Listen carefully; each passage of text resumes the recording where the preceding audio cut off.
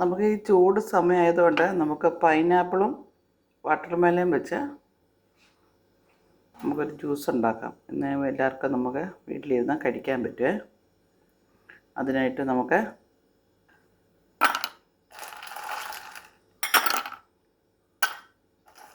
Ice ഇട്ട് കൊടുക്കാം.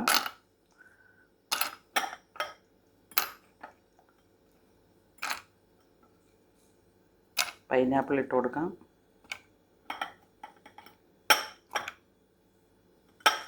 ഇതിലേക്ക് ഇട്ട് കൊടുക്കാം പൈനാപ്പിൾ.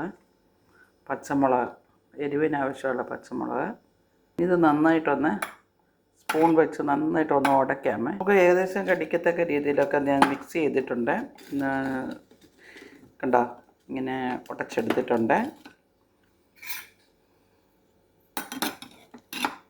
ഇനി നമുക്കതിലേക്ക് മുളകൊക്കെ ഇട്ടിട്ടുണ്ട്, ആവശ്യത്തിന് മുളക് എരിവിന്.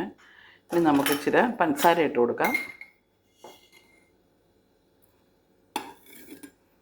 നിങ്ങളൊക്കെ എത്ര എടുക്കുന്ന അതിനനുസരിച്ച് എടുത്താൽ മതി.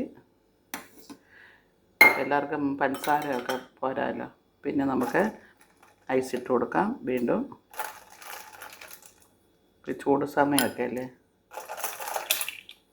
വീട്ടിലിരുന്ന് ഈ പ്രാവശ്യം പിള്ളേർക്കൊക്കെ ഗസ്റ്റൊക്കെ വരുമ്പോൾ ഇട്ട് കൊടുക്കണം.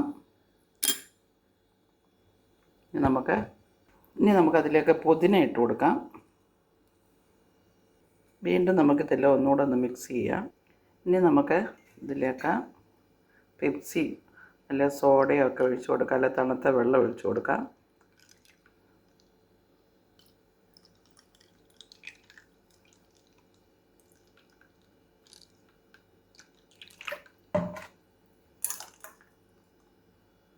ഐസ് വാട്ടർ ഇട്ട് കൊടുക്കാം.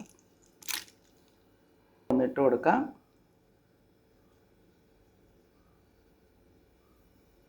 ബീറ്റിൻ്റെ ലീഫ് ഇട്ട് കൊടുത്തിട്ടുണ്ട്, ഇതിലേക്ക് ഇട്ട് കൊടുക്കാം. അപ്പോൾ നല്ലൊരു ഫ്ലേവറുള്ള